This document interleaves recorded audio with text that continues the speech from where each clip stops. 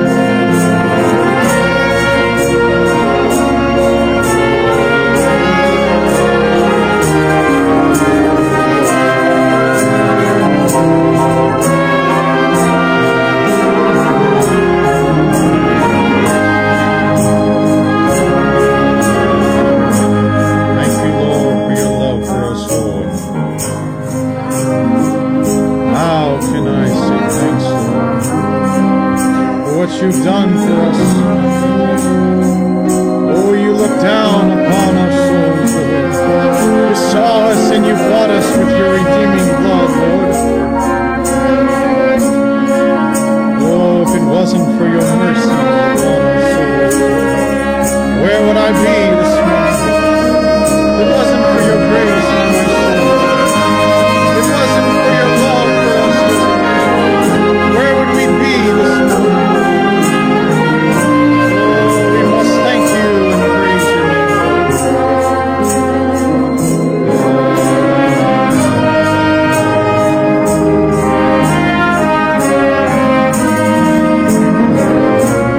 Oh, glory to you, God.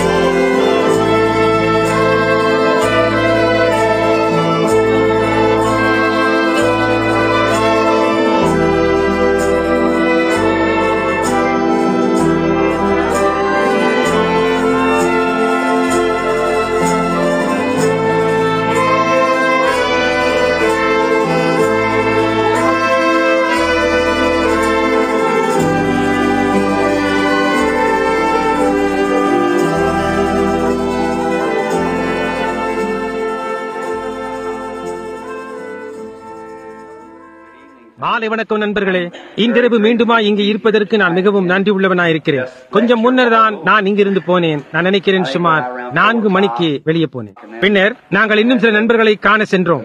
7-5 மணிக்கு திரும்பி வந்தோம். திரும்பி வந்தாக வேண்டியதா இருந்தது. எனவே நான் பேசும் பொருளுக்காக வேண்டி தேடிக்கொண்டிருக்க வேண்டியதா இருந்தது இன்னமும் சகோதரன். ஆனால் இப்பொழுதுதான் உள்ளே வந்த ஒரு விண்ணப்பம் இருக்கிறது. சட்டனூகா டென்னசியில் உள்ள யாரோ ஒருவரிடமிருந்து. அவருக்கு அன்பான ஒருவர் 3 வாரங்களுக்கு முன்னர் ஒரு விபத்தில் சிக்கிக் கொண்டு இன்னமும் சுரணையற்ற நிலையில் படுத்து கிடக்கிறவருக்காக வந்துள்ளது. இங்கே சபையிலிருந்து வந்த ஜெப விண்ணப்பம். ஆம் சகோதரனே, நீங்கள் நிச்சயமாய் செய்யலாம். சகோதரன் நெவில் இங்கே வாரும். ஆமையா.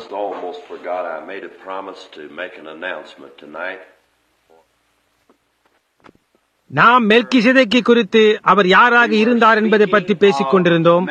நாம் அதனூடாக சென்று முடித்தாற் போல் இல்லை. ஆனால் ஒரு கால் அடுத்த முறை உள்ளே வரும்பொழுது நாம் அங்கே இருந்து துவங்குவோம். இன்னமும் எபிரேயரின் புத்தகத்திலேயே இருக்கிறோம். ஆனால் இன்றிரவு நாம் தானியேலின் புத்தகத்துக்கு திரும்புகிறோம். வேதாகமத்தை வைத்திருக்கிற நீங்கள் தானியேல் 12ஆம் அதிகாரத்துக்கு திருப்புங்கள். நாம் அங்கே இருந்து கொஞ்சம் வாசிக்கப் போகிறோம். தானியேலின் புத்தகத்திலிருந்து சில தேவனுடைய வார்த்தைகளை எடுத்து பேசலாம். இப்பொழுது எருசலேமில் இருந்து பாபிலோனுக்கு கொண்டு போகப்பட்ட தீர்க்கதரிசிகளில் தானியேல் ஒருவன். நேபுகாத்நேச்சார் ராஜாவினால் பாபிலோனுக்கு கொண்டு போனதில் இவன் கொண்டு செல்லப்பட்டான். பாபிலோனுக்குள்ளாக அவன் போகையிலே அவன் ஒரு வாலிப பையனாயிருந்தான். அந்த மகத்தான பழைய விசுவாசத்தை இன்னுமாய் பற்றிக் கொண்டிருக்கிறவர்கள் அங்கே அதிக பெயர்கள் கிடையாது. எனக்கு தானியேலை பிடிக்கும். ஏனென்றால் அவன் பாபிலோனுக்கு சென்ற போது தான் ஒரு விசுவாசியாகவே இருந்து ராஜாவின் போஜனம் முதலானவைகளை தன்னை கரைப்படுத்திக் கொள்ளக் கூடாது என்பதை தன் இருதயத்தில் தீர்மானித்திருந்தான். இப்பொழுது தானியேல் இருந்ததான அந்த காரியமே புறஜாதிகளுக்கு ஒரு தீர்க்கதரிசியாயிருந்தான்.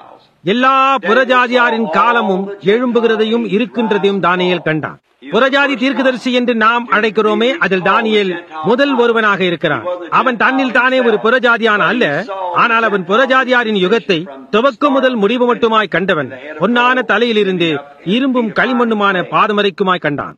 அங்கே அவன் இருந்து கொண்டிருக்கையில் ராஜபோஜனத்தினாலும் ராஜாவின் காரியங்களினாலும் தன்னை தானே கரைப்படுத்திக் கொள்ளக் கூடாது என்று அவனுடைய இருதயத்தில் அவன் தீர்மானித்திருந்தான். இன்னொரு குழுவான சகோதரர்கள் சாத்ராக், மேஷாக், ஆபத்நேகோ என்ற பெயருடையவர்கள் அங்கே அவர்களோடு இருந்தார்கள்.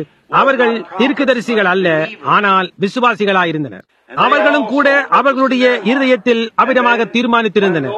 அந்த 4 விசுவாசிகளும் நான் நினைக்கிறேன் ஒன்று கூடி வந்தபோது அவர்கள் அடிக்கடி ஜெப கூட்டங்கள் நடத்தி இருப்பார்கள் என்று நாம் செய்வது போன்று நாம் ஒன்று கூடி வருகிறோம். ஏனென்றால் நமக்குள் பொதுவான காரியங்கள் இருக்கின்றன. உங்களுக்கு தெரியும், இனம் இனத்தை சேரும் என்ற ஒரு பண்டைய கூறுதல் இருக்கிறது என்று. அது ஒரு பழைய பழமொழியாகும். அது ஒரு அருமையான காரியமும் கூட. ஒரே விதமான சிறகுகளை உடைய பறவைகள் ஒன்றாய் கூடி வரும். அதற்காக நீங்கள் சந்தோஷமாக இல்லையா? நிச்சயமாக ஒரே விதமான சிறகுகளை உடைய பறவைகள் ஒன்றாக கூடுகிறது. அதிக காலத்துக்கு முன்பல்ல, நான் ஒரு கூட்டத்தில் உட்கார்ந்து கொண்டிருந்தேன். அங்கே ஒரு மனிதன் ஏதோ காரியத்தை குறித்து விவாதித்துக் கொண்டிருந்தார். காவலில் சென்ற ஆத்துமாக்களை குறித்து விவாதித்துக் கொண்டிருந்தான். அதாவது இயேசுவானவர் அவருடைய மரணத்திற்கு பின்னர் போய் காவலில் உள்ள ஆவிகளுக்கு பிரசங்கித்தாரே, அதை குறித்து பேசிக் கொண்டிருந்த இந்த மனிதன், நல்லது, அதை குறித்து நீங்கள் என்ன நினைக்கிறீர்கள் என்றார். ஒரு கருத்த மனிதன் எழுந்து நின்றார். அவர், வேதம் அதைதான் கூறுகிறது, அவர் போய் காவலில் உள்ள ஆவிகளுக்கு பிரசங்கித்தார் என்று கூறுகிறது என்றார். அவர், அது என்னவென்று நீர் நினைக்கிறீர் என்றார். அதற்கு அவர், அது என்னவென்றால், அந்த ஆவிகள் பூர்வத்திலே நோவா பேழையை ஆயத்தம் பண்ணும் நாட்களிலே தேவன் நீடிய பொறுமையோடே காத்திருந்த போது கீழ்ப்படியாமற் போனவைகள், சரியாக வேதம் கூறினது போன்றே என்றார். அதற்கு அவர், இல்லை, அது இந்த சபைதான் இந்த ஸ்தாபனங்களிலும் மற்ற காரியங்களிலும் இருக்கின்ற அந்த பெந்தேகோஸ்தே ஜனங்களுக்கு பிரசங்கித்து அவர்களை காவலில் இருந்து வெளியே கொண்டு வருவதாகும் என்றார். அதற்கு அவர், இப்பொழுது இங்கே பாருங்கள் சகோதரனே, பெந்தேகோஸ்தே என்று இங்கு குறிப்பிடப்படவே இல்லை. அவர் அதை கூறினார். அவர் போய் காவலில் உள்ள ஆவிகளுக்கு பிரசங்கித்தார் என்றுதான் அவர் கூறினார் என்றார். ஆகையினால் நான், ஆமேன், அது உண்மை என்றேன். அந்த ஊழியக்காரர் திரும்பி என்னை நோக்கி பார்த்து, ஒரே விதமான சிறகுகளுடைய பறவைகள் ஒன்றாக கூடி வரும் என்றார். அதற்கு நான், அது உண்மையாய் இருக்கிறது. விலையேற பெற்ற அதே விசுவாசத்தை உடைய சகோதரர்கள் வேற வார்த்தை என்ன கூறுகிறதோ அதை சத்தியம் என்று விசுவாசிப்பவர்கள் என்று நான் கூறினேன். தானியேலுக்கு அது போன்ற 3 கூட்டாளிகள் இருந்தனர். அவனோடு அவர்கள் இருந்தனர். உங்களுக்கு தெரியும், நீங்கள் வீட்டை விட்டு வெளியே போயிருக்கும் போது யாரோ உங்களோடு இருக்கிறார், உங்களோடு சேர்ந்து நிற்கும் யாரோ இருக்கிறார், ஒரு உண்மையான நல்ல நண்பன் இருக்கிறார் என்பதை காண்பது அது நன்மையாகவே இருக்கு. ஓ என்னே, அந்நிய தேசங்களில் உன் பக்கத்தில் உன் நெருங்கிய நண்பனாக, உன்னை நேசிக்கிறவனாக உன் பக்கத்தில் நிற்கிற யாரோ ஒருவர் அப்படி நிற்க விரும்புகிறார் என்பதை நீ காணும் போது அது அவ்வளவு பாத்திரமானதாக இருக்கும். விசேஷமாக ஒரு அந்நியன். இந்த சகோதரர்கள் அவர்களுடைய பட்டணத்திலிருந்து கொண்டு போகப்பட்டார்கள். அவர்களுடைய பட்டணம் தீக்கிரையாகிவிட்டது. அவர்களுடைய பாத்திரங்களும் தேவனுடைய பரிசுத்தமான காரியங்கள் இவைகளெல்லாம் பாபிலோனுக்கு கொண்டு போகப்பட்டு நேபுகாத்நேச்சார் ராஜாவின் பொக்கிஷ வீட்டிற்கு கொண்டு போய் வைக்கப்பட்டது. அவன் ஒரு மகத்தான பிரமாண்டமான புறஜாதி ராஜா. அவன் அதை கொண்டு போனான். இப்பொழுது அவர்கள் தேவனை விட்டு விலகி போன காரணத்தினால் அவர்களுடைய பட்டணம் எரிக்கப்படவும் சபை எரிக்கப்படவும் அவர்களுடைய பட்டணத்திற்கு அவர்களை கொண்டு போகவும் தேவன் அனுமதித்தார். ஆனால் இதுதான் என்னுடைய ஊழியக்காரன் என்று அவருடைய கரங்களை அவர் மேல் போட்டு கூறக்கூடிய ஒரு விசுவாசியை அவர் இன்னமும் உடையவராயிருக்கிறார். தேவன் எப்பொழுதும் எங்கேயோ ஒரு சாட்சி உடையவராயிருக்கிறார், இல்லாமல் இருந்ததே இல்லை. எப்படியா இருந்தாலும் அவர் எங்கேயோ ஒருவரை உடையவராயிருப்பார். ஆனால் தம்முடைய கரங்களை அவன் மேல் போட்டு இதுதான் என்னுடைய ஊழியக்காரன், நான் கூறுகிறபடியே அவன் செய்வான் என்று கூறக்கூடிய யாரோ ஒருவரை அவர் எப்பொழுதும் உடையவராயிருப்பார். இப்பொழுது நமக்கு அது பிடிக்கும்.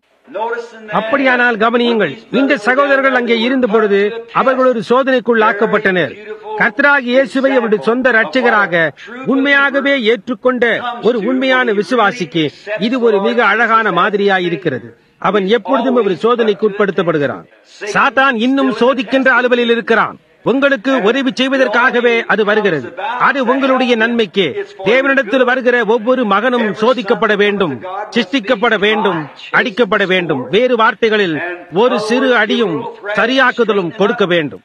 தேவன் ஏதாவது சிக்ஷையை நமக்கு கொடுத்தால் நம்மால் அதை பொறுத்துக் கொள்ள முடியவில்லை. அப்படியானால் நாம் தேசி பிள்ளைகளாய் இருக்கிறோம், தேவனுடைய பிள்ளைகளாய் அல்ல என்றால்.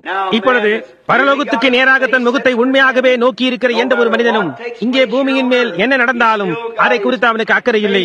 அப்பொழுதும் அவனுடைய முகமானது பரலோகத்தை நோக்கினதாகவே இருக்கும். அவனுடைய நண்பர்கள் அவனை கைவிடலாம், அவனுடைய குடும்பம் அவனை கைவிடலாம், அவனுடைய போதகர் அவனை கைவிடலாம். ஆனால் அங்கே ஒருவர் இருக்கிறார், அவர் கைவிடவே மாட்டார். அது தேவனாயிருக்கிறது. என்னுடைய சிந்தை அந்த தீர்மானத்தை தீர்மானித்த போதுதான் எனக்கு விருப்பம். தானியேல் அவனுக்கு பின்னால் இருந்த எல்லா பாலங்களையும் எரித்து போட்டான். இனியும் திரும்பி போவதாக தானியேலுக்கு திட்டமே இல்லை. அவன் பின்விட்டு வந்த அடிச்சுவிட்டு பாதையை அவன் கவனித்து பார்த்துக் கொண்டிருக்கவில்லை. கடந்த காலங்களில் இருந்த அந்த காரியங்களை எல்லாம் கைவிட்டு அவன் நோக்கி பார்த்துக் கொண்டிருந்தான். பரம அழைப்பின் பந்தய பொருளை நோக்கி முன்னேறி சென்றான். அதைதான் நாம் செய்து கொண்டிருக்க வேண்டும். அதைதான் சபையானது செய்து கொண்டிருக்க வேண்டும். நான் கவனித்ததில் அப்படியானால் அவனுக்கு சோதனையை கொடுக்கும்படி சாத்தானுக்கு தேவன் அனுமதி கொடுத்தார். அவர்கள் அவர்களை அக்கினினால் பரிசோதித்தார்கள். அவர்கள் அவர்களையும் கூட சிங்கங்களின் கெபியில் சோதித்தார்கள். ஒவ்வொரு சமயத்திலும் முற்றிலும் ஜெயங்கொள்ளுகிறவர்களாகவே தேவன் அவர்களை வெளியே கொண்டு வந்தார். நீதிமானுக்கு வரும் சோதனைகள் அநேகமாயிருக்கும், ஆனால் தேவன் அவைகள் எல்லாவற்றிலும் நின்று அவனை விடுவிப்பார். எவ்வளவு அற்புதமாய் இருக்கிறது! நாங்கள் எப்படியா இதை பாராட்டுகிறோம். துன்பங்கள், உபத்திரவங்கள், சோதனைகள் எல்லாம் நன்மைக்கு ஏதுவாய் நடக்கிறது. கொஞ்சம் கழித்து அப்பொழுது தேவன் அதை கண்டு அவருடைய நம்பிக்கையை வைப்பார். அப்பொழுது அவர் உங்களுக்கு மகத்தான காரியங்களை செய்வார். இப்பொழுது தானியேல் அவனுடைய சொந்த ஜனத்திலிருந்தும் அவனுடைய பட்டணத்திலிருந்தும் அவனுடைய சொந்த சபையிடத்திலிருந்தும் விலகி தூரே இருந்த பொழுது அவன் தேவனிடத்தில் ஒரு கருவியாக ஆனான் என்று அப்பொழுது நாம் கண்டறிந்தோம். ஒரு அந்நிய தேசத்தில் தேவன் அவனை உபயோகப்படுத்தினார். இப்பொழுது உங்களால் கூடுமான எந்த காரியத்திலிருந்தும் நீங்கள் விலகி தூரே இருக்கலாம். நீங்கள் நேசிக்கின்ற யாரையும் விட்டு தூரே இருக்கலாம், அல்லது உங்கள் சபையிலிருந்து தூரே இருக்கலாம். ஆனாலும் நீங்கள் இன்னமும் தேவனுடைய கரங்களில் ஒரு கருவியாக இருக்கலாம். தேவன் உங்களை ஒரு சாட்சியாக உபயோகிக்கலாம், அல்லது அவர் விரும்புகின்ற எந்த காரியத்திற்காகவாவது உங்களை உபயோகிக்கலாம். அழகான உதாரணங்கள். வேதமானது அப்படிப்பட்டதான காரியங்களால் நிறைந்திருக்கிறது. எந்த பக்கம் திருப்பினாலும் அதை காணலாம். வேதத்தை வாசிக்க நீங்கள் விரும்புகிறது இல்லையா? நான் அதை வாசிப்பேன், சில சமயங்களில் அழுவேன். இங்கே சில நாட்களுக்கு முன்னர் நான் அறைக்குள்ளாக அங்கே வாசித்துக் கொண்டிருந்தேன். அங்கே நான் அப்படியே உட்கார்ந்து கொண்டு குழந்தையை போல் அழுதேன். நான் எழுந்து என்னுடைய நாற்காலியை சுற்றி நடந்து என்னுடைய கரத்தை நாற்காலியின் மேல் வைத்து மீண்டுமாய் என்னுடைய வேதாகமத்தை நோக்கி பார்த்தேன். மீண்டுமாய் அழுதேன். மீண்டுமாய் நாற்காலியை சுற்றி நடந்து மீண்டுமாய் அதை நோக்கி பார்த்தேன். தேவனே, தங்களுடைய நம்பிக்கை அதற்குள்ளாக வைக்கவும் அதை விசுவாசிக்கவும் கூடிய ஒவ்வொரு மனிதனுக்கும் அல்லது ஸ்திரீக்கும் அங்கே அதற்குள்ளாக நித்திய ஜீவன் இருக்கிறது என்று நான் விசுவாசிக்கிறேன். நித்திய ஜீவன். அவர் சொன்னார், வேத வார்த்தைகளை ஆராய்ந்து பாருங்கள், அவைகளால் உங்களுக்கு நித்திய ஜீவன் உண்டென்று எண்ணுகிறீர்களே, என்னை குறித்து சாட்சி கொடுக்கிறவைகளும் அவைகளே என்று. வேத வார்த்தைகளை ஆராய்ந்து பாருங்கள். தேவனுடைய வார்த்தை நம்முடைய பாதங்களுக்கு ஒரு தீபமாய் இருக்கிறது. அப்படியானால் நாம் வழிநடத்தப்பட வேண்டியவர்களாய் இருக்கிறோம். ஜெயத்திலிருந்து ஜெயத்திற்கு நம்மை நடத்தும் பாதையை பின்தொடரும் வெளிச்சமாய் அது இருக்கிறது. இப்பொழுது உங்களுக்கு ஒரு ஜெயம் கிடைப்பதற்கு முன்னர் அங்கே ஒரு யுத்தம் இருந்தாக வேண்டும். அங்கே யுத்தங்களே இல்லை என்றால் அங்கே வெற்றிகளே கிடையாது. எனவே யுத்தங்களுக்காகவும் சோதனைகளுக்காகவும் நாம் நன்றியுள்ளவர்களாய் இருந்தாக வேண்டும். அது நாம் வெற்றிகளை பெற தேவன் நமக்கு கொடுக்கின்ற தருணங்களாய் இருக்கிறது. ஓ என்னே, அது உங்களை சற்று மேலாக ஆக்கவில்லையா? புரிகின்றதா? யுத்தம் தொடர்ந்து வரும். உங்களை குறித்து ஏதாவது மோசமான காரியத்தை யாரோ கூறுகிறார்கள். சுகவீனம் உங்கள் மேல் வருகிறது. அவர் தாமே உங்களை சுகப்படுத்தவும் அவருடைய தயையை முன்பால் காட்டவும், அதனால் அவருடைய நோக்கம் என்ன என்பதை நீங்கள் காண செய்யும்படியாய் ஒரு கால் அந்த சிறிய தொல்லைகளை தேவன் உங்களுக்கு கொடுத்திருக்கலாம். அவர் உங்களை நேசிக்கிறார். பரிசுத்த நாடுகளில் அங்கே எருசலேமில் கூறப்படும் அந்த ஆட்டுக்குட்டியை சுமந்து கொண்டு போன அந்த பழைய மேய்ப்பனின் கதை, நீ எதற்காக அதை சுமந்து கொண்டு போகிறாய் என்று கேட்டான். அவன் அதற்கு ஒரு கால் உடைந்து போய்விட்டது என்றான். அது எப்படி உடைந்தது? குன்றிலிருந்து விழுந்ததா என்றான். இல்லை, நான் அதன் காலை ஒடித்தேன் என்றான். அதற்கு அவன், அந்த ஆட்டின் காலை உடைப்பதற்கு நீ ஒரு கொடூரமான மேய்ப்பனாய் இருக்க வேண்டும் என்றான். அவனோ, நான் அதை நேசிக்கிறேன், அது விலகி ஓடிக்கொண்டே இருக்கிறது, அது என்னையே கவனிக்கும்படி செய்ய என்னால் முடியாமற் போயிற்று, ஆகையினால் நான் அதன் காலை உடைத்தேன், அதனால் என்னால் அதற்கு விசேஷ அதிகப்படியான கவனத்தை கொடுக்க முடியும், ஆக அதனால் அது என்னை நேசித்து என்னை பின்பற்றும் என்றார். சில சமயங்களில் தேவன் நமக்கு ஒரு நிறுத்துதலை சற்று சிறியதாய் ஆரோக்கியத்தில் உண்டாகும்படி அனுமதிக்கிறார். அதன் மூலமாக சிறிது அதிகமான கவனத்தை நம்மேல் செலுத்த, அவருடைய மடியின் மேல் நம்மை உட்கார வைத்துக் கொள்ள, அவருடைய மார்பில் நம்மை இழுத்துக் கொள்ள அவர் செய்கிறார். ஒன்றும் செய்ய முடியாது என்று வைத்தியர்கள் கூறும் பொழுது, அப்பொழுது அவர் அவருடைய மார்பில் நம்மை எடுத்துக்கொண்டு, பாருங்கள், நான் உன்னை நேசிக்கிறேன், நான் நீ சுகமடையும்படி விடப்போகிறேன் என்கிறார். புரிகின்றதா? ஓ, அது வாழ்க்கையை சிறிது மேலாக ஆக்கவில்லையா? ஓ, அவர் அவ்வளவு மகத்தானவர். அவர் ஒரு அற்புதமான மேய்ப்பனாய் இருக்கிறார், இல்லையா? கர்த்தரின் மேய்ப்பராய் இருக்கிறார், நான் தாழ்ச்சி அடையேன் என்று தாவீது கூறினதில் வியப்பொன்றும் இல்லை. அவர் எப்படியாய் நம்மை அமர்ந்த தண்ணீர்களண்டை நடத்தி நம்முடைய ஆத்துமாவை தேற்றுகிறார். நம்முடைய பாத்திரம் நிரம்பி வழிகிறது. சத்துருக்களுக்கு முன்பாக நம்மை அபிஷேகம் பண்ணுகிறார். உங்களுடைய சத்துருவுக்கு முன்பாக நீங்கள் எப்பொழுதாவது அபிஷேகம் பண்ணப்பட்டிருக்கிறீர்களா? உங்களுடைய பாத்திரம் கொதித்து வடியும் வரைக்கும் வெறுமென சாட்சி பகர உங்களுக்கு தெரியும். உங்களுடைய சத்துருக்களுக்கு முன்பாக அபிஷேகம் பண்ணப்படுவது என்பது அவ்வளவு அற்புதமாயிருக்கு. இப்பொழுது கவனியுங்கள். பின்னர் தேவன் நேபுகாத் நேச்சார் ராஜாவை எடுத்து அவருடைய கரத்தில் ஒரு கருவியாய் அவனை ஆக்கினார். நேபுகாத் நேச்சாரின் தலைமயிர் கழுகுகளின் செட்டைகளை போன்று இருந்தது. அவனுடைய விரல்களின் நகங்கள் பட்சிகளின் நகங்களை போன்றும் இருந்தது. இன்னும் முதலானவைகள். இவைகளுக்கு பின்பு அவன் மரித்து புல் வளர்ந்து வெளியே வந்தது.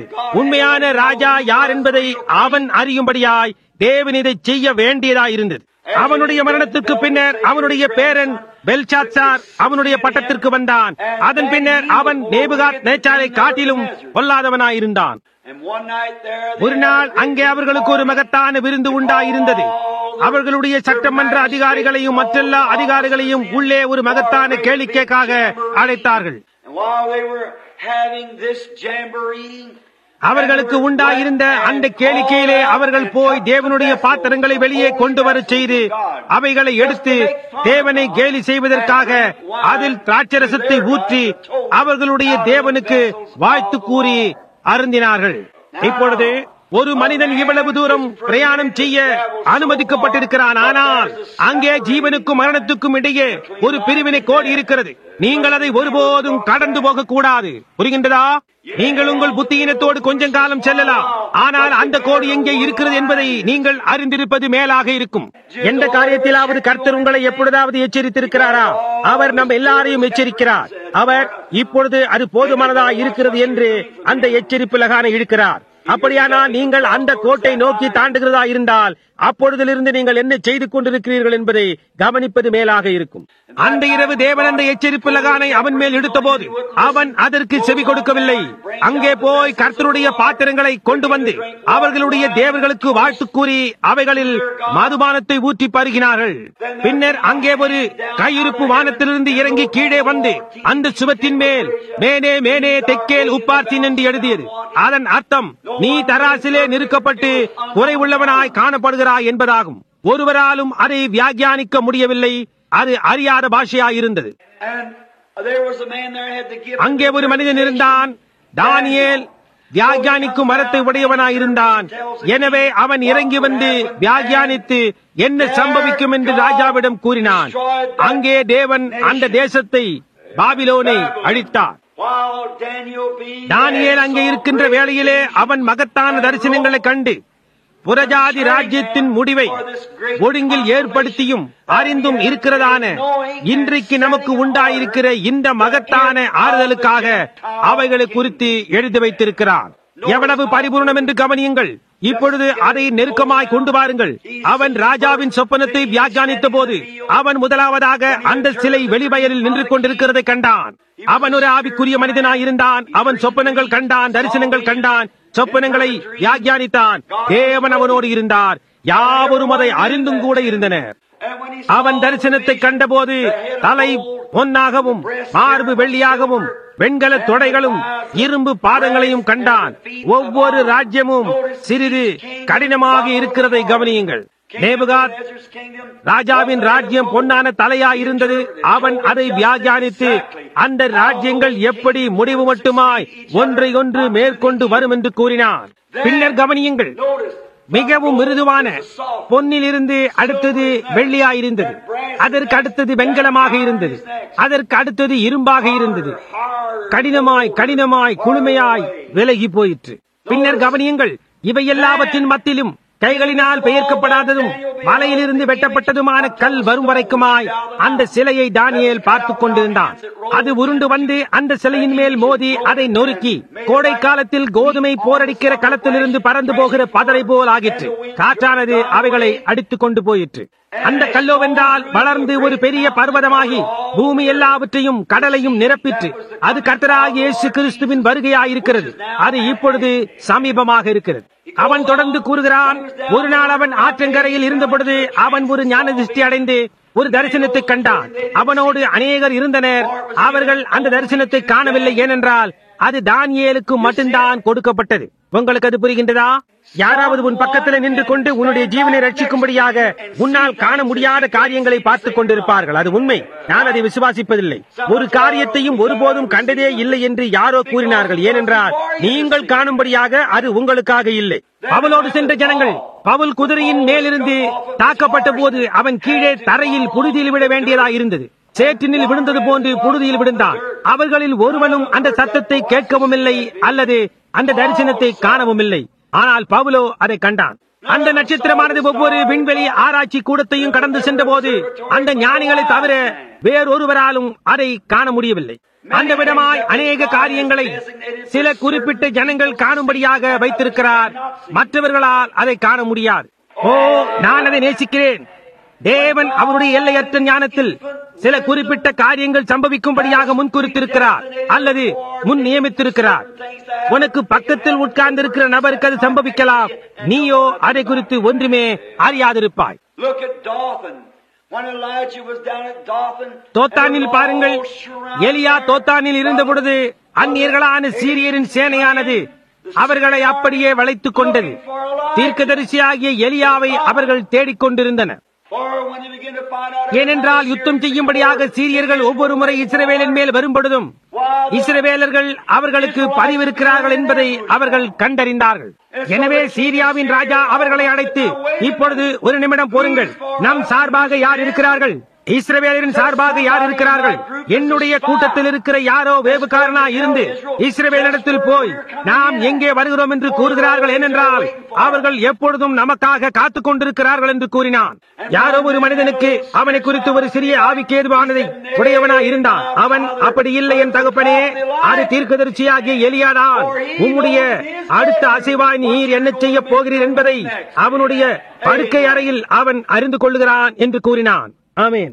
ஓ, அணுசக்தி வல்லமைகள் குலுக்க துவங்கின போது நான் மிகவும் சந்தோஷமாக இருக்கிறேன். ஏனென்றால் எங்கே போக வேண்டும் என்று தேவனுடைய வார்த்தை நமக்கு கூறியிருக்கிறது. கிறிஸ்து இயேசுவாகிய கண்மலைக்கு ஓடி போங்கள். அதற்குள்ளாக இருக்கும் ஒவ்வொருவரும் பாதுகாவலாயும் பத்திரமாயும் இருக்கிறார்கள். ஒன்றும் உங்களை சேதப்படுத்தாது. எந்த அணுகுண்டும் எந்த கோபால்ட் குண்டும் வேறு எந்த காரியமும் தேவனாலே பாதுகாக்கப்பட்டதை ஒன்றினாலும் தொட முடியாது. பாதுகாவலாய் பத்திரமாய் நங்கூரும் பாய்ச்சப்பட்டதாய் இருக்கிறது. கிறிஸ்து இயேசுவுக்குள்ளாக என்ன ஒரு அற்புதமான நம்பிக்கையை நாம் உடையவர்களாயிருக்கிறோம். கவனியுங்கள், அவனோடு அங்கே ஒரு மனிதன் இருந்தான். அவனுடைய வேலைக்காரன், ஆவிக்குரிய பையன். அவனோடு நடந்து தீர்க்கதரிசியின் கரங்களின் மேல் தண்ணீரை ஊற்றிக் கொண்டிருந்தவன் ஒரு மகத்தான ஸ்தானத்தை உடையவனாயிருந்தான். ஆனால் சீரியரின் சேனையானது தோத்தானை வளைத்துக் கொண்டதை அவன் கண்டபோது, என் தகப்பனே, அங்கே பாரும், என்ன ஒரு மகத்தான கூட்டம், ஏன் நாம் எல்லாம் சூழ்ந்து கொள்ளப்பட்டிருக்கிறோம் என்று கூறினான். இப்பொழுது அது இயற்கையானதா இருக்கிறது. அப்பொழுது எல்லா காரியங்களும் தவறாக போய்க் கொண்டிருந்தது. அவர்களுடைய விரலை உங்களுக்கு நேராக நீட்டி இதையும் அதையும் கூறிக்கொண்டு நீங்கள் சுகமாக முடியாது முதலானவற்றை வைத்தியர் கூறுகிறார் என்கிறார்கள். ஓ, என்னே, இதுதான் முடிவு என்று நீங்கள் நினைக்கிறதற்கு அது வெறுமனே இயற்கையான காரியமாயிருக்கிறது. ஆனால் எலியாவோ அவர்களோடு இருக்கிறவர்களை காட்டிலும் நம்மோடு இருக்கிறவர்கள் அதிகம் என்றான். இப்பொழுது அந்த தீர்க்கதரிசி அல்லது வேலைக்காரனான கேயாசி எப்படி உணர்ந்திருப்பான் என்று நீங்கள் யூகிக்கலாம். அவன் அப்படியே எலியாவை நோக்கி பார்த்து, ஏன் நான் ஒருவரையும் காணவில்லையே என்று கூறினான். அவன், தேவனே, இந்த பையனுடைய கண்களை திறந்தருளும் என்றான். தேவன் ஏதோ காரியத்தை செய்த மாத்திரத்தில், இதோ அது இருக்கிறது, அதை பெற்றுக்கொள். அப்பொழுது தேவன் அவனுடைய ஆவிக்குரிய கண்களை திறந்தார். அங்கு சுற்றி எல்லாமும் தீர்க்கதரிசியானவரே, அக்கினிமயமான தூதர்களும் அக்கினிமயமான ரதங்களும் இருந்தன என்றான். ஏன் அவன் கண்ட அக்கினிமயமான ரதங்கள் அந்த சீரிய ராணுவத்தை காட்டிலும் ஆயிரக்கணக்கில் அதிகமாயிருந்தது.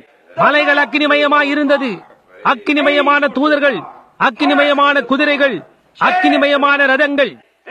அவருக்கு பயந்தவர்களை சூழ தேவ தூதர்கள் பாளையம் இறங்குவார்கள் என்று வேதம் கூறுகிறது. அதேதான் இன்றிரவும். இன்றிரவு இங்கே ஒரு மனிதன் இருந்து உங்களின் ஊடாக அடிக்கக்கூடிய வல்லமை உடையவனாயிருந்து, இங்கே பாருங்கள், இந்த ஜெப கூடாரத்தை சுற்றி இன்றிரவு தூதர்கள் நின்று கொண்டிருக்கிறார்கள் என்று கூறினால் என்ன சம்பவிக்கும் என்று நான் ஆச்சரியப்படுகிறேன். உங்களுடைய எஞ்சியுள்ள ஜீவிய காலமெல்லாம் இங்கே நீங்கள் ஒரு அங்கத்தினராய் இருப்பீர்கள். நிச்சயமாக. ஆமையா, உங்களுடைய இயற்கையான கண்களால் சில சமயங்களில் உங்களால் அதை காண முடியாது. ஆனால் உங்களால் அதன் உணர்ச்சி வேகத்தை அதற்கு நெருக்கமாக ஸ்பரிசிக்க முடியும். ஏதோ காரியம் அருகில் இருக்கிறது என்று ஒரு ஆறாவது புலன் காட்டுகிறது. இன்று காலையில் செவிடான காதுகளை திறந்து கொண்டும் போலியோ ஊனமுற்றவர்களை நடக்கும்படி செய்வதும் அவர்களிடத்தில் எந்த குறையும் இல்லாதது போன்று செய்கிற அவரை கவனியுங்கள். அது என்னவாக இருக்கிறது? அது அவர்களுடைய உள் புலனாக இருக்கிறது. நான் என்ன சொல்லுகிறேன் என்றால், அது ஆறாவது புலன், உணர்ந்து இருப்பது, ஆவி. அதாவது ஏதோ காரியம் அருகில் இருக்கிறது. தேவனில் விசுவாசம் உள்ளவராயிருங்கள். இப்பொழுது அவர்கள் காணவில்லை. முதலாவதாக அவன் அதை காணவில்லை. ஆனால் எலியா ஒரு கால் அதை காணாதிருக்கலாம். ஆனால் அந்த பையனுடைய கண்கள் அதை காணும்படி செய்ய வேண்டும் என்று அவன் கேட்டுக்கொண்டான். ஆனால் அவர்கள் அங்கே இருந்தார்கள் என்ற உணர்வுள்ளவனாய் எலிசா இருந்தான். ஆமென். தோமா ஒரு சமயம் அவருடைய விழாவில் நான் என் விரலை போட்டு பார்க்கட்டும் என்றான். இயேசு சொன்னார், இப்பொழுது நீங்கள் கண்டு விசுவாசிக்கிறீர்கள், அதை ஒருபோதும் காணாமலே இருந்தும் விசுவாசிக்கிறவர்களுடைய பலன் எவ்வளவு அதிகமாயிருக்கும் என்று. அது இன்றிரவு இங்கேயுள்ள நமக்கு, காணாமலேயே விசுவாசிக்கிற எவருக்கும். கவனியுங்கள். பின்னர் எலியா இந்த சூழ்நிலை இருந்ததான அந்த இடத்திற்கு நேராக நடந்து போய் அவர்களிடத்தில் கூறினான். முதலாவது அவன் அங்கே சென்று அவர்களை குருடாக்கினான் என்று வேதம் கூறுகிறது. குருடு நேராக அவர்களிடத்திற்கு போனான். ஒவ்வொருவரும் எனக்கு தெரிந்த மட்டில் பரிபூர்ண கண் பார்வை உடையவர்களாய் இருந்தனர். ஆனால் வேதமோ அவர்கள் குருடாய் இருந்தார்கள் என்று கூறுகிறது. ஒரு சிறிய நபர் ஒரு சில இரவுகளுக்கு முன்னர் என்னிடத்தில் வந்து, நீர் ஒரு தேவனுடைய மனிதன் என்றால் என்னை குருடாக்கும் என்றார். நான் சொன்னேன், நீர் ஏற்கனவே குருடாயிருக்கிறீர் என்றேன். புரிகின்றதா? பார்த்தீர்களா? ஏற்கனவே குருடு. கவனியுங்கள். இந்த மகத்தான சூழ்நிலை இருந்ததான, இந்த மகத்தான காரியம் இருந்ததான அந்த இடத்திற்கு நேராக நடந்து சென்றான். அவர்களிடத்தில், நீங்கள் எலியாவையா தேடுகிறீர்கள் என்றான். ஆமையா என்றனர். அவன், வாருங்கள், என்னை பின்தொடர்ந்து நான் நேராக அவன் இருக்கும் இடத்திற்கு கொண்டு செல்கிறேன் என்றான். அவர்கள் எதை குறித்து குருடாய் இருந்தார்கள்? அதுதான் தேவனுடைய தீர்க்கதரிசி என்ற உண்மைக்கு குருடாய் இருந்தார்கள். அவர்கள் அதற்கு குருடாய் இருந்தார்கள். அவன் நேராக அவர்களை மீண்டுமாக பதிவிடுதலுக்கு மத்தியில் கொண்டு சென்றான். அவன், வாருங்கள், நான் உங்களுக்கு எலியாவை காட்டுகிறேன் என்றான். அவர்களை அங்கே கொண்டு சென்றவன் எலியாவேதான். அவர்கள் சுற்றுமுற்றும் பார்த்தபொழுது அவர்கள் சுற்றிலுமாய் வளைத்துக் கொள்ளப்பட்டிருக்கிறதை கண்டார்கள். ராஜா, என் தகப்பனே, நான் அவர்களை கொன்று போட வேண்டுமா என்றான். அதற்கு அவன், ஒருவனை கைதியாக எடுக்கும் பொழுது அவனை கொன்று போடுவாயா? அவர்களுக்கு புசிக்க ஏதாகிலும் கொடுத்து அவர்களுடைய தேசத்துக்கு அவர்களை திருப்பி அனுப்புங்கள் என்றான். அந்த விதமாகத்தான் யுத்தங்களை தீர்ப்பார்கள். அது சரிதான் இல்லையா? நிச்சயமாக. ஓ என்னே, நாம் மட்டும் அந்த அடிப்படை கொள்கையை, உங்களுடைய எதிரியை போஷிப்பதை கடைபிடித்திருந்தால் நல்லது. உனக்கு தீமை செய்கிறவர்களுக்கு நன்மை செய்யுங்கள். ஆமேன். அங்கே இப்பொழுது குருட்டாட்டம். இப்பொழுது எலியா அல்லது நான் என்ன சொல்கிறேன் என்றால், ஆனால் தானியேலோ முன்னதாகவே கண்டான். அவன் ஒரு தீர்க்கதரிசியா இருந்தான். கர்த்தருடைய வருகையை அவன் கண்டான். முடிவு நேரம் வருகிறதை அவன் கண்டான். புறஜாதியார் துவங்குவதை அவன் கண்டான். நீங்கள் கவனித்து பார்ப்பீர்களானால் புறஜாதியார் ஒரு விக்கிரக ஆராதனையோடு துவங்கினர். அங்கே திறந்த வெளியிலே வைக்கப்பட்டிருந்த ஒரு மகத்தான சிலையை, ஒரு மனிதனுடைய சிலையை அவர்கள் ஆராதித்துக் கொண்டிருந்தனர். நான் நினைக்கிறேன் அது தானியேலுடையதுதான். ஏனென்றால் நேபுகாத்நேச்சார் ராஜாவானவர் தானியேலை பெல்தெஷார் என்று அவனை அழைத்தான். அதுதான் அவனுடைய தேவன். அவன் ஒரு நீதியுள்ள பரிசுத்தமான மனிதனின் உருவத்தை ஆராதிக்க துவங்கினான். தானியேல் அதை செய்ய மறுத்தான். அதையேதான் அந்த எபிரேய பிள்ளைகளும் சாத்ராக், மேஷாக், ஆபத்நேகோ என்பவர்களும் செய்தனர். அந்த விதமாகத்தான் அது உள்ளே கொடுக்கப்பட்டது. அது கண்டனம் பண்ணப்பட்டது. அந்த பொன்னான தலையான உருவ வழிபாட்டை அதற்கு அது கட்டாயப்படுத்தப்பட்டு ஒரு இயற்கைக்கு மேம்பட்ட கரமானது ஒரு இயற்கைக்கு மேம்பட்ட ஒரு பாஷையில் எழுதினது. அதை ஒரு இயற்கைக்கு மேம்பட்ட புரிந்து கொள்ளுதலால் மட்டுமே அதை புரிந்து கொள்ள முடியும். அந்த விதமாகவே அது அப்படியே முடிவிற்கு வரும். புறஜாதி ராஜ்யம் அந்த விதமாகத்தான் உள்ளே வந்தது. அதே விதமாகவே அது வெளியேறும். அது உண்மை. இயற்கைக்கு மேம்பட்ட கிரியைகளினாலும் இயற்கைக்கு மேம்பட்ட வியாக்கியானத்தினாலுமே வெளியேறும். நான் இதை குறித்து பேசுகிறேன் என்று உங்களுக்கு தெரியும். இயற்கைக்கு மேம்பட்டதான கிரியைகளினாலே ஓ எவ்வளவு அற்புதமாய் இருக்கிறது. நீங்கள் இன்றிரவு சந்தோஷமாய் இல்லையா? உங்களுக்கு இயற்கைக்கு மேம்பட்டதில் விசுவாசம் இல்லையா? ஆம். இப்பொழுது இந்த தரிசனங்களுக்கு பிறகு இந்த தேசங்கள் எங்கே நின்று கொண்டிருக்கும் என்பதை அவனுக்கு அவர் காட்டினார். இன்னும் எத்தனை வருடங்கள் யூதர்களுக்கு எந்த விதமாய் கொடுக்கப்பட்டு இருக்கிறது என்பதை அவனுக்கு காட்டினார். அவர் சொன்னார், மேசியா வருவார். அவர் 70வது வாரத்தில் தீர்க்க தரிசனம் உரைப்பார். அது 3.5 வருடங்களாகும். அதன் மத்தியில் அவர் சங்கரிக்கப்படுவார். அது 7 வருஷங்களாகும். உன்னுடைய ஜனத்தின் மேல் 70 வாரங்கள் குறிக்கப்பட்டிருக்கிறது. யூதர்களுக்கு 7 வருஷங்களின் தீர்க்க தரிசனம் என்று அவர் சொன்னார். மேசியாவாகிய பிரபு வந்து தீர்க்க தரிசனம் உரைப்பார். 7 வாரங்களின் 7 நாட்களின் மத்தியில் அது சங்கரிக்கப்படும். அருவருப்பை உண்டு பண்ணுகிற பாழாக்குதல் அதன் ஸ்தானத்தில் நிற்கும். அவர்கள் எருசலேமின் மதில்களை மிதிப்பார்கள். புறஜாதியார் ஒரு காலமும் காலங்களும் அரை காலமும் அப்படியே செய்வார்கள் என்று.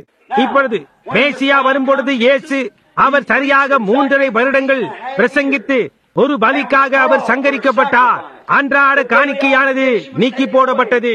பாழாக்குகிறவன் பாழாக்குதலை உண்டு பண்ணுகிற அருவருப்பு அந்த முகமதிய ஓமார் இன்றைக்கு அந்த பரிசுத்த தேவாலயத்தின் இடத்திலே நின்று கொண்டிருக்கிறது.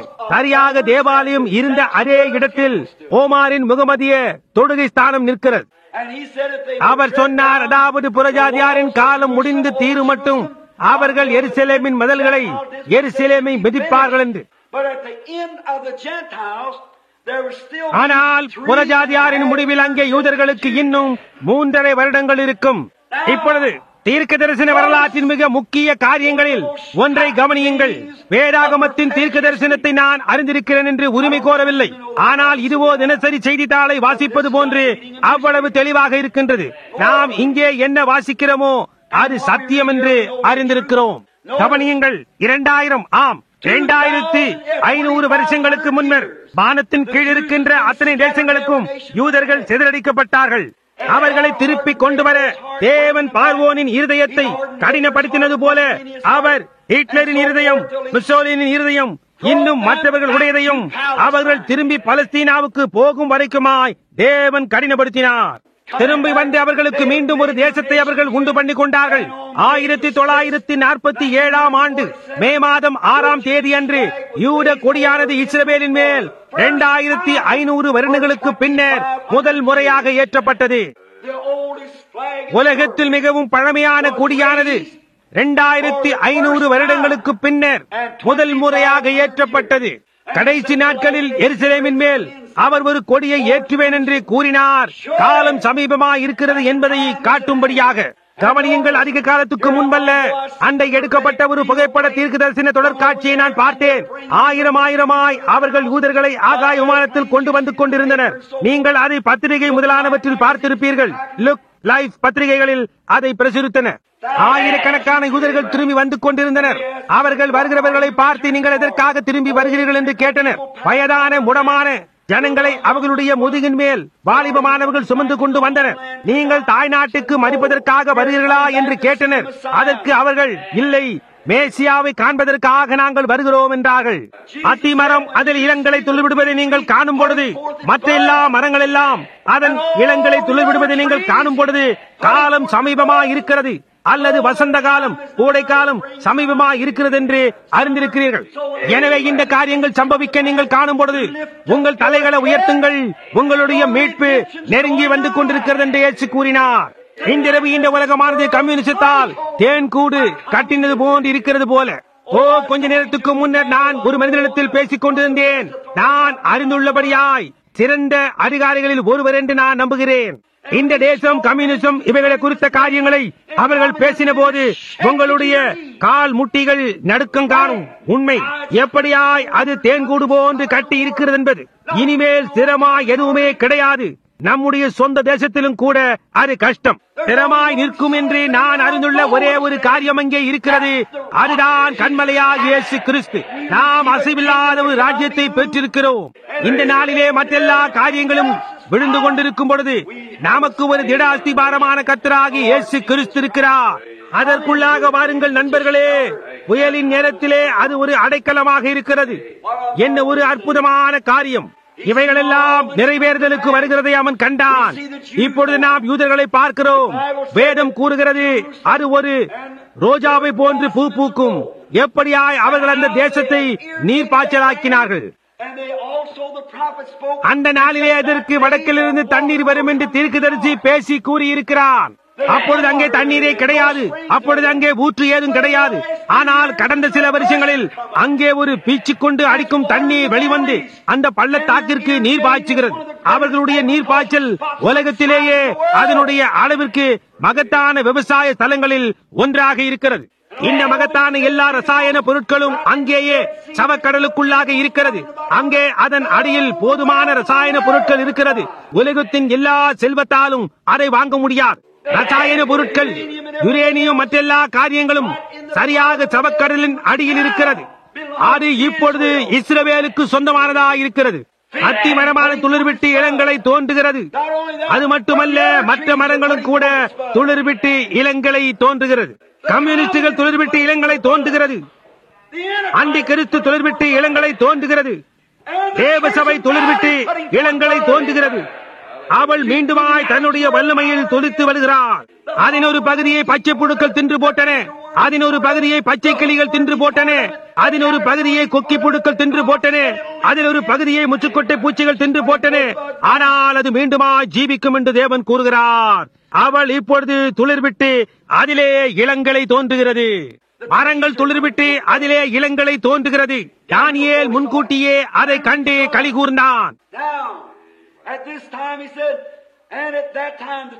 இப்பொழுது இந்த நேரத்தில் அவர் சொன்னார், அக்காலத்திலே 12ஆம் அதிகாரம், உன் ஜனத்தின் புத்திரருக்காக நிற்கிற பெரிய அதிபதியாகிய மிகாவேல் அக்காலத்திலே எழும்புவான். யாதொரு ஜாதியாரம் தோன்றினது முதல் அக்காலம் மட்டும் உண்டாயிராத ஆபத்து காலம் வரும். அக்காலத்திலே புஸ்தகத்தில் எழுதியிருக்கிறவர்களாக காணப்படுகிற உன் ஜனங்கள் அனைவரும் விடுவிக்கப்படுவார்கள். என்னே, உங்களுடைய பெயர் அவருடைய புத்தகத்தில் எழுதியிருக்கிறபடினாலே நீங்கள் சந்தோஷமாக இல்லையா? இந்த இடத்தில் தானியேல் ஆகிய அவன் அவரை கண்டான். நீண்ட ஆயுசுள்ளவரின் நாட்களுக்கு வந்தான். அவருடைய சிரசின் மயிர் வெண்பஞ்சை போல இருந்தது.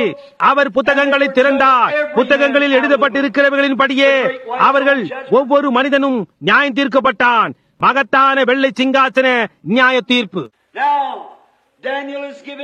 புறஜாதி யுகத்தின் முடிவிலே தானியேலுக்கு இந்த நிச்சயம் அளிக்கப்பட்டது.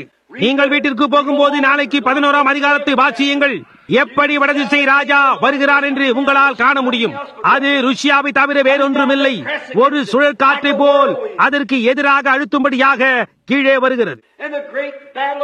மகத்தான அருமையதோ யுத்தமான சரியாக எருசலேமின் வாசலண்டையில் நடக்கும். கவனியுங்கள். ஓ, இதை நான் நேசிக்கிறேன். அக்காலத்திலே புஸ்தகத்தில் ஆட்டுக்குட்டியானவரின் ஜீவ புத்தகத்தில் எழுதியிருக்கிறவர்களாக காணப்படுகிற உன் ஜனங்கள் அனைவரும் விடுவிக்கப்படுவார்கள். பெரிய அதிபதியாகிய மிகாவேல் எழும்பி நிற்பான். எதற்காக? உன் ஜனத்திற்காக. சரி.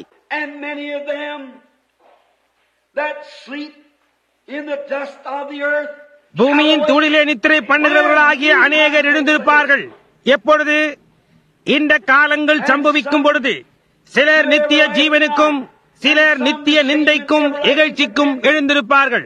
ஒரு நித்திய ஜீவன் அங்கே இருப்பது எவ்வளவு நிச்சயமாக இருக்கிறதோ அவ்வளவு நிச்சயமாக அங்கே ஒரு நித்திய போய்விடுதலும் இருக்கிறது. உங்களுடைய ஜீவியத்தில் நீங்கள் இயேசு கிறிஸ்துவை எந்த விதமாய் நடத்துகிறீர்களோ அது அதை தீர்மானிக்கிறதா இருக்கிறது. நீங்கள் அவரை நேசித்து மறுபடியுமாய் பிறந்து பரிசுத்த ஆவிய உடையவர்களாய் இருந்தால் நீங்கள் நித்திய ஜீவனை உடையவர்களாய் இருப்பீர்கள். நீங்கள் அவைகளை உடையவர்களாய் இல்லை என்றால் நீங்கள் நித்திய ஜீவனை உடையவர்களாய் இல்லை. உங்களுடைய பெயர் ஆட்டுக்குட்டியானவரின் ஜீவ புத்தகத்தில் எழுதப்பட்டிருந்தால் நீங்கள் அழிவில்லாத ஜீவனை உடையவர்களாய் இருக்கிறீர்கள். அங்கே எழுதப்பட்டிருக்கவில்லை என்றால் நீங்கள் அடையாளம் கண்டு கொள்ளப்பட மாட்டீர்கள். அது என்ன? அந்த தீர்க்க தரிசனங்கள் எல்லாம் எல்லா காரியங்களும் சரியாக இந்த நேரம் வரைக்குமாய் நிறைவேறிவிட்டன. பொன்னான தலையானது கடந்து போய்விட்டது. தானியேல் இருக்கும் என்று கூறினது போன்று பாபிலோனிய ராஜ்யம் போய்விட்டது. அதைத் தொடர்ந்து மேதிய பெர்சியர்கள் வருவார்கள் என்று அவர் கூறினார். பாபிலோனிய ராஜ்யத்தை அவர்கள் தொடர்ந்து வந்தனர். அவர்கள் விழுந்து போனார்கள். யாருக்கு? கிரேக்கர்களுக்கு, மகா அலெக்சாண்டருக்கு. அவர்களும் விழுந்து போனார்கள். யாருக்கு? ரோமர்களுக்கு. ரோமர்கள் உலகம் முழுவதுக்குமாக சென்றார்கள். கிழக்கத்திய மேற்கத்திய ரோமாபுரியாக 2 கால்கள், இரும்பும் களிமண்ணுமான பாதங்கள் இருந்தன. 10 விரல்களும் 10 ராஜ்யங்களாம் என்று அவர் கூறினார். அவைகள் ஒன்றோடொன்று கலக்காது.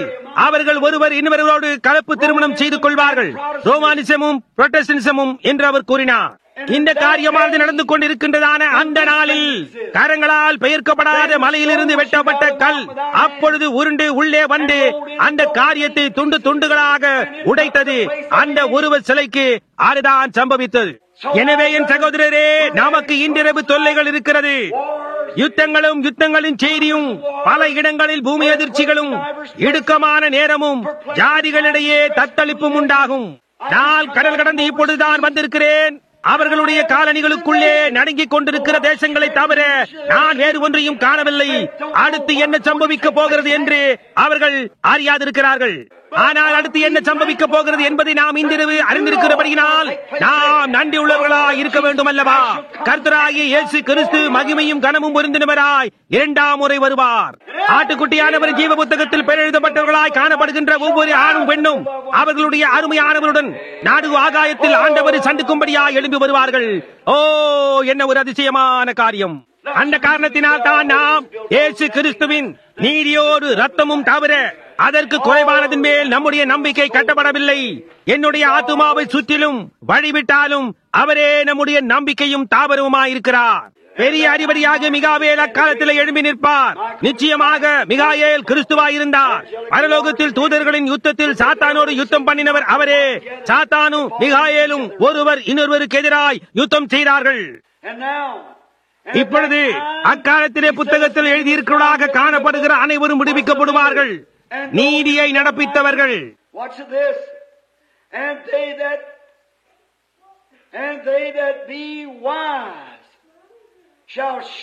இதை கவனியுங்கள். ஞானவான்கள் ஆகாய மண்டலத்தின் ஒளியை போலவும் அநேகரை நீதிக்கு உட்படுத்துகிறவர்கள் நட்சத்திரங்களைப் போலவும் என்றென்றைக்கும் உள்ள சதா காலங்களிலும் பிரகாசிப்பார்கள். சில சமயங்களில் நான் அதை நோக்கி பார்த்து நான் இப்படி நினைப்பதுண்டு. சகோதரர்களே, காலையில் நான் வெளியே போவேன். விடியற் காலையில் எழும்புவதை நான் விரும்புவேன். விடியற் காலையில் எழுந்திருப்பது உங்களுக்கு பிரியமில்லையா? எனக்கு நினைவிருக்கிறது, நானும் சகோதரர்களுமாய் மலையின் மேல் இருந்தபோது விடியற் காலை சுமார் 4 மணிக்கு நாங்கள் எழும்புவோம்.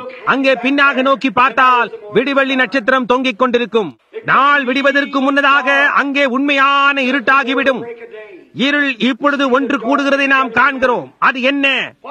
அது வெளிச்சம் அதற்கு எதிராக அழுத்துகிறதா இருக்கிறது. ஒன்று போய்விட வேண்டும்.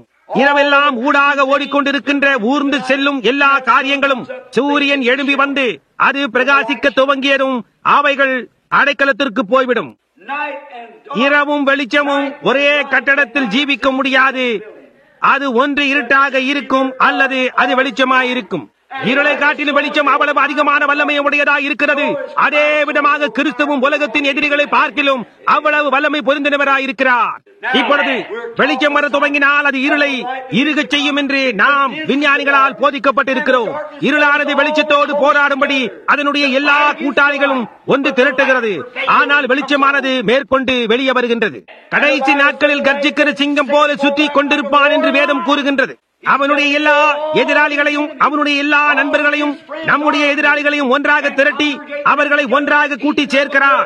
ஒரு பெரிய தலைமையின் கீழ், மிருகத்தின் முத்திரையின் கீழ், குருமார்கள் ஆதிக்கத்தின் கீழ், சபைகளின் ஆலோசனை சங்கத்தின் கீழ் குவித்துக் கொண்டிருக்கிறான். எல்லாமும் இணைகின்றது.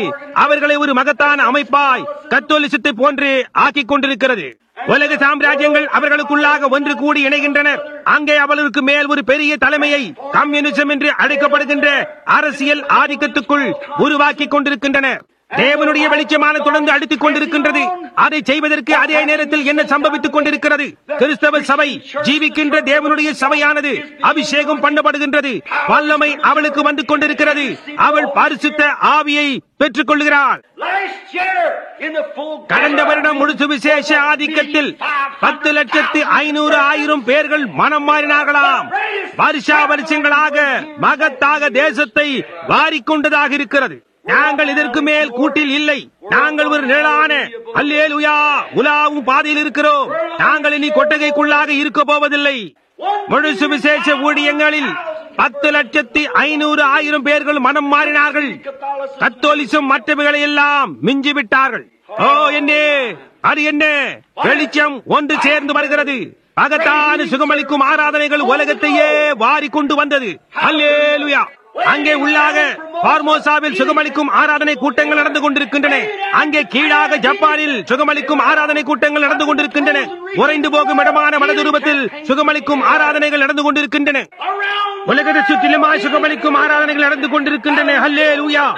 எல்லா இடங்களிலும் ஜனங்கள் பரிசுத்தாவின் அபிஷேகத்தை பெற்றுக் கொள்கிறார்கள். நாம் கடைசி நேரத்தில் இருக்கிறோம். அது என்ன செய்கிறது? அப்பொழுது பிசாசு இப்பொழுதுதான் என்னுடைய நேரமாய் இருக்கிறது என்கிறான். அவனுடைய படையை அவன் ஒன்று திரட்டிக் கொண்டிருக்கிறான். சபைகளின் ஆலோசனை சங்கமானது அவர்கள் வெறும் ஓசையிடும் பெட்டிகளே தவிர வேறு ஒன்றுமில்லை. அவர்களுக்கு அங்கே ஒன்றுமில்லை. அது எல்லாம் மதவெறியா இருக்கிறது. இயற்கைக்கு மேம்பட்டதில் கிரியை செய்தல் என்பது போன்ற ஒரு காரியமே கிடையாது என்று சொல்லிக் கொண்டிருக்கிறது. அதே நேரத்தில் அமெரிக்க மருத்துவ விஞ்ஞானத்தின் சங்கமானது ஒரு சிறு தாளை வெளியிட்டிருக்கிறது. வியாதியஸ்தர்களின் அறைக்குள் வந்து சர்வ வல்லமையுள்ள தேவனில் விசுவாசம் இல்லாமல் அவனுடைய உதவியாளனாய் அவரை ஏற்றுக்கொள்ள முடியாத ஜனங்களுக்கு சேவை செய்வதற்கு எந்த ஒரு மனிதனுக்கும் எந்த உரிமையும் கிடையாது என்று கூறுகிறது. கிறிஸ்தவ ஹெரால்ட் கடந்த மாதம் வைத்தியர்களை பேட்டி கண்டு ஒரு சிற்றுரையை வெளியிட்டன. நான் அதை குறித்து பெருமையாய் பேசுகிறேன் என்றால் அதை என்னால் எழுத முடியவில்லை.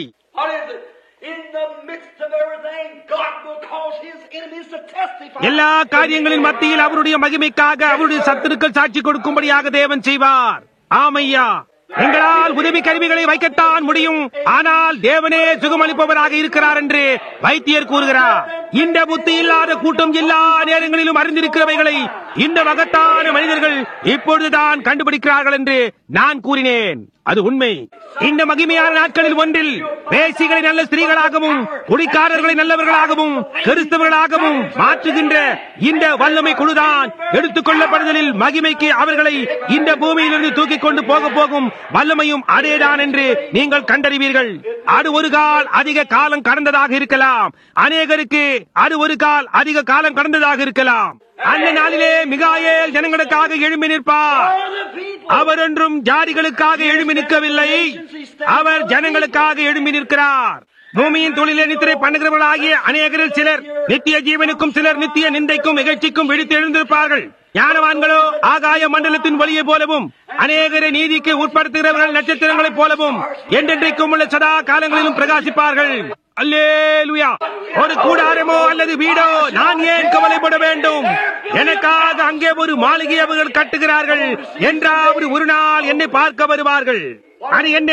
நான் நடந்து வெளியே போய் அந்த மகத்தான விடிவெளி நட்சத்திரத்தை அவள் காலையிலே மிதக்க துவங்கின போது பார்த்தேன். விடிவெளி நட்சத்திரம் என்ன செய்தது? வந்து கொண்டிருக்கின்ற சூரியனின் பிரதான வெளிச்சத்தின் பிரதிபலிப்பு தான் விடிவெளி நட்சத்திரமாயிருக்கிறது. அது சரியா? விடிவெளி நட்சத்திரம் அவ்வளவு பிரகாசமாய் இருப்பதற்கு காரணம் அது ஏன் என்று உங்களுக்கு தெரியுமா? சூரியன் அதற்கு அவ்வளவு நெருக்கமாக இருக்கிறது. அது ஒரு அழித்துக் கொண்டே இருக்கிறது. விடிவெளி நட்சத்திரமானது சூரியனின் வருகையை ஆர்வரிக்கின்றது. சரி, விடிவெளி நட்சத்திரங்களே, உங்களை தான் அவருடைய வருகையை ஆரவாரிக்க போக வேண்டிய நேரம் இதுவாயிருக்கிறது. விடிவெளி நட்சத்திரங்களே, பிரகாசியுங்கள், காலையில் எழும்புங்கள், குமாரன் சீக்கிரத்தில் இங்கே இருப்பார் என்று அது கூறுகிறது. அந்த விடிவெளி நட்சத்திரத்தை அது ஆகாயத்தில் ஜுவாலித்துக் கொண்டிருக்கையில் நாம் நோக்கி பார்க்கும் போது சீக்கிரத்தில் சூரியன் பிரகாசிக்க போகிறது என்று அர்த்தம். தேவனுடைய விடிவெளி நட்சத்திரங்களே கிறிஸ்துவின் உயிர்த்தெழுதலின் மகிமையை எழும்பி பிரகாசித்துக் கொண்டிருக்கின்றதை நாம் காணும் பொழுது பிரதானமான ஒன்று அழித்துக் கொண்டிருக்கிறது என்பதை காட்டுகிறது. வெளிச்சங்கள் ஒன்று கூடுகின்றன, ஆனால் விடிவெளி நட்சத்திரமோ நில்லுங்கள், பொழுது விடுவதற்கு இன்னும் அதிக நேரமில்லை என்று சத்தமிடுகிறது. நில்லுங்கள், பொழுது விடுவதற்கு இன்னும் அதிக நேரமில்லை, தொடர்ந்து அப்படியே இருங்கள். சகோதரி மெர்பியும் அவர்களும் வழக்கமாக பாடுவது போன்று அப்படியே பற்றிக் கொண்டிருங்கள், பொழுது விடுகின்றது. பற்றிக் கொண்டிருங்கள். விடிவெளி நட்சத்திரங்கள் இப்பொழுது உலகத்துக்கு பிரகாசித்துக் கொண்டிருக்கிறது, உலகத்தை வெளிச்சமாக்குகிறது. மகத்தான இருளுக்கு முன்னர் வானத்தில் இருந்து வந்த மகத்தான இடியும் மின்னலும் கர்த்தருடைய வருகை மட்டுமாய் பற்றிக் கொண்டிருங்கள். இப்பொழுது கூர்ந்து கவனியுங்கள். நான் விடிவெளி நட்சத்திரத்தை நோக்கி பார்த்து, ஓ விடிவெளி நட்சத்திரமே என்று நான் நினைத்தேன். நான் கீழாக நோக்கி பார்த்தேன். ஒரு நாள் அங்கே சகோதரன் முட்டும் நானும் நின்று கொண்டிருந்தோம். அவர் அப்பொழுதுதான் நெருப்பை மூட்டி நாங்கள் காலை ஆகாரத்துக்கு போய்க் கொண்டிருந்தோம். நான் அப்படியே திரும்பி விடிவெளி நட்சத்திரத்தை நோக்கி பார்த்தேன். அங்கேயுள்ள அந்த கேதுரு மரங்களுக்குள்ளாக நடந்து போய்க் கொண்டிருந்தோம். பைன் மரங்களின் ஊடாக காற்று குசு குசு என்று சத்தமிட்டுக் கொண்டிருந்தது. நான் அங்கேயே நின்றேன். அந்த நல்ல புத்தம் புதிய காலை காற்றை சுவாசித்துக் கொண்டு நன்றான உணர்வு எனக்கு இருந்தது. ஒரு விதமாக உறைந்து விடும் போல் இருந்தது. நிறைய உறைந்திருந்தது. அங்கே கீழே ஓடைக்கு போய் ஒரு வாளி தண்ணீர் கொண்டு வந்தால் நீங்கள் எழும்புவதற்கு முன்னர் உறைந்துவிடும். அந்த பைன்களில் என்ற கரங்களை உயர்த்தி கொண்டு அங்கே உயர நின்று கொண்டிருந்தேன். ஓ, இங்கே பாருங்கள், 45 வயது எனக்கு என்ன செய்தது என்று நான் நினைத்தேன். ஓ, இங்கே பாருங்கள், எனக்கு சுருக்கம் விடுகின்றது, என்னுடைய கரங்கள் சுருக்கம் விடுகின்றது, முடி கொட்டிக் கொண்டிருக்கின்றது, பற்கள் போகின்றது. ஓ, 45 வருடங்கள் எனக்கு செய்தது என்று நான் கூறினேன். ஆனால் அக்கறை நோக்கி விடிவெளி நட்சத்திரத்தை பாருங்கள். அதை தேவன் தம்முடைய கரத்திலிருந்து ஊதி அது பிரகாசிப்பதாக என்று கூறினாரே, அந்த நாளன்று அது அழகாயும் பிரகாசமாயும் இருந்தது போலவே இருந்தது. அப்பொழுது நான் இந்த வேத வாக்கியத்தை நினைத்தேன். ஆனால் நாம் ஞானவான்களாய் இருந்து அநேகர் நீதிக்கு திருப்பவர்களாய் இருந்தால் நாம் நட்சத்திரங்களை காட்டிலும் என்றென்றைக்குமாய் பிரகாசிப்போம் என்று தேவன் வாக்களித்திருக்கிறார் என்று நான் கூறினேன். விடிவெளி நட்சத்திரமே, இப்போது நீ பிரகாசித்துக் கொண்டிருக்கின்றாய், ஆனால் நாங்கள் அங்கே வருமாட்டாய், காத்திரு. அல்லேலூயா. நட்சத்திரங்களை காட்டிலும் சதா காலங்களிலும் பிரகாசிப்போம் என்று நான் நினைத்தேன். அந்த பைன் மரங்களின் ஊடாக குசுகுசுத்துக் கொண்டு பொழுது விடுகையில் காற்று கை நோக்கி வருகின்றது என்னால் இந்த விடமாய் கேட்க முடிகின்றது. ஆற்றின் அக்கறையிலே அங்க ஒரு தேசம் இருக்கிறது. அதை நாம் சதா காலங்களிலும் இனிமை என்று அழைக்கிறோம். விசுவாசத்தை கொண்டு மட்டும்தான் நாம் அந்த கரையை சேர்கிறோம். ஒருவர் பின் ஒருவராய் அந்த முன் தாழ்வாரத்தை அடைகிறோம். அழிவில்லாதவர்களோடு அங்கே வாசமாய் இருக்க அப்பொழுது பொன்னாலான மணிகளை உனக்காகவும் எனக்காகவும் ஒலிக்க செய்கின்றது. என்ன ஒரு மகத்தான காரியம்! ஞானவான்களாய் இருப்பவர்கள் அநேகரை நீதிக்கு உட்படுத்துகிறவர்களாய் இருப்பார்கள். அவர்கள் நட்சத்திரங்களை காட்டிலும் சதா காலங்களிலும் பிரகாசிப்பார்கள். ஆகையினால் எப்படியாயிருந்தாலும் அது என்ன வித்தியாசத்தை உண்டு பண்ணும்? இந்த சிறிய கால நமக்கு என்ன? இந்த பழைய பூமியின் தூள், முதுகெலும் இல்லாத கிருமி அழிந்து போய் மண்ணுக்கு திரும்புகிற சிறிய பழைய அழிந்து போகும் சரீரம் புழுக்கள் அதை தின்று போடும். ஓ, என்ன எனக்குள்ளாக இருக்கின்ற எல்லாவற்றோடும் எழும்பி தேவனுடைய மகிமைக்காக பிரகாசிக்கட்டும். மரித்தோரிலிருந்து எழுந்த இயேசு கிறிஸ்துவை ரூபகாரப்படுத்த சுவிசேஷத்தை பிரசங்கிப்பதன் மூலமாகவும் வியாதியஸ்தரை சுகப்படுத்துவதன் மூலமாகவும் பரிசுத்த ஆவியானவர் தாமே அவருடைய வல்லமைகளையும் மகிமைகளையும் மாற்றி அனுப்பும்படியாக பாரமான யாவற்றையும் பக்கமாக தள்ளிவிடுவோம். ஓ, என்னே சதா காலங்களிலும் பிரகாசிப்பார்கள். தானியேலாகிய நீயோ என்றால் முடிவு காலம் மட்டும் இந்த வார்த்தைகளை புது பொருளாக வைத்து இந்த புஸ்தகத்தை முத்திரை போடு.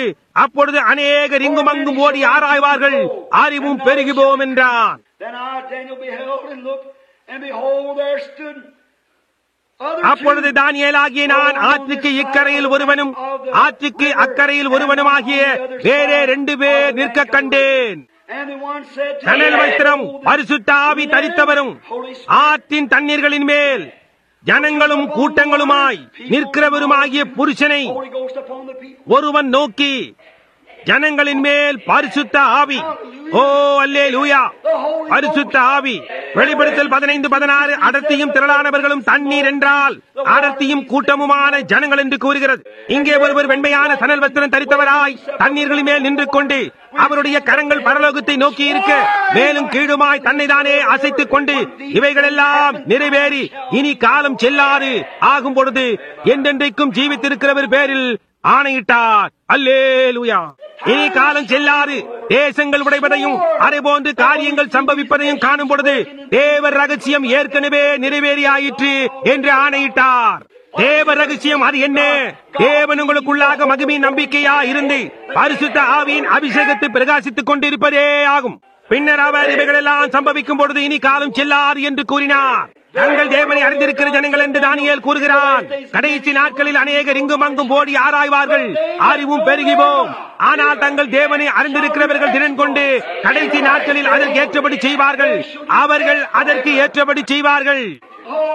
விசுவாசத்தின் பிரசித்தி பெற்ற செயல்கள் இன்றைய உலகத்தை சுற்றிலுமாய் மீண்டும் மீண்டுமாய் நடந்து கொண்டிருக்கின்றன. தேசங்கள் எல்லாவற்றிலும் மகத்தான கூட்டங்கள். குருடர்கள் காண்கிறார்கள், செவிடர்கள் கேட்கிறார்கள், முடவர்கள் நடக்கிறார்கள். எல்லா விதமான வாழ்க்கையிலும் ஈடுபடுபவர்கள் உள்ளே வருகின்றனர். அவர்கள் பரிசுத்த ஆவியை பெறுகின்றனர்.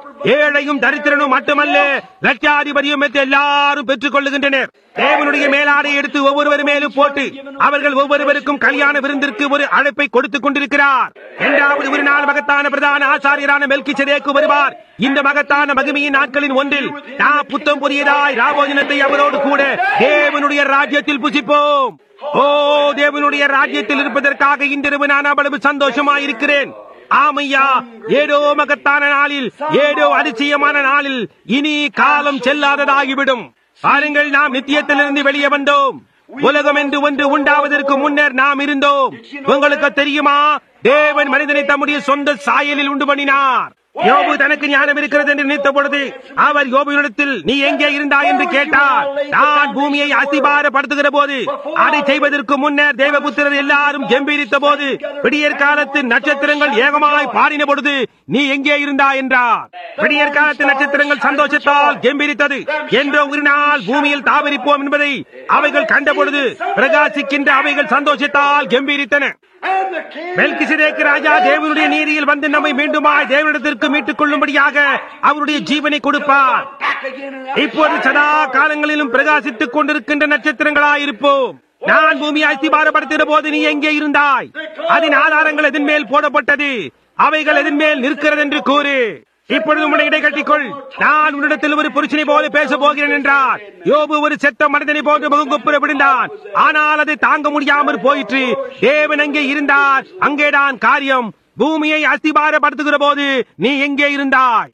இந்த மகிமையான சுவிசேஷமானது பழைய ஏற்பாட்டின் தீர்க்கதரிசிகளால் தீர்க்க தரிசனமாய் கூறப்பட்டது. அது காலங்களாக வந்து கொண்டிருந்தது. இதோ இன்றிரவு இங்கே இருக்கின்றது. அது தேவனால் ரூபகாரப்படுத்தப்பட்டது. அவள் உலகத்தையே சுற்றி வந்தாள். அவர்கள் அதை வெளியே எரித்து போட முயற்சித்தார்கள். ஆனால் பெருங்காற்றான ஒரு நாளில் ஒரு தீயை அணைக்க முயற்சித்துப்பார்.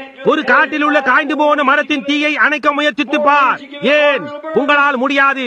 எவ்வளவு அதிகமாக நீங்கள் அதனோடு போராடுகிறீர்களோ அவ்வளவு அதிகமாக காற்று அதற்கு கொடுக்கும். நீங்கள் அதற்கு அதிகமான காற்றை கொடுத்து அது இன்னமும் கடினமாக எரியும். அந்த ஒரே காரியம்தான். மலையின் மேல் நாங்கள் வழக்கமாக ஒரு சிறிய தீயை உண்டாக்குவோம். நான் விடியற் காலையில் ஒரு தீயை உண்டாக்க நான் வழக்கமாக முயற்சிக்கும் போது வெளியே போய் அதன் மேல் சில குச்சிகளை போடுவேன். அவைகள் புகைய துவங்கும். அங்கே கொஞ்சம் புகை இருக்கின்ற வரைக்கும் அங்கு எங்கேயோ தீ இருக்கிறது என்பதை நான் அறிவேன். நான் செய்ய வேண்டிய ஒரே காரியம் என்னவென்றால் என்னுடைய தொப்பியை எடுத்து அதை விசிறிக் கொண்டிருக்க வேண்டும். முடிவிலே அது தீப்பிடித்துக் கொள்ளும். இன்றைக்கு சபைக்கு தேவையாய் இருப்பதெல்லாம் அதுதான்.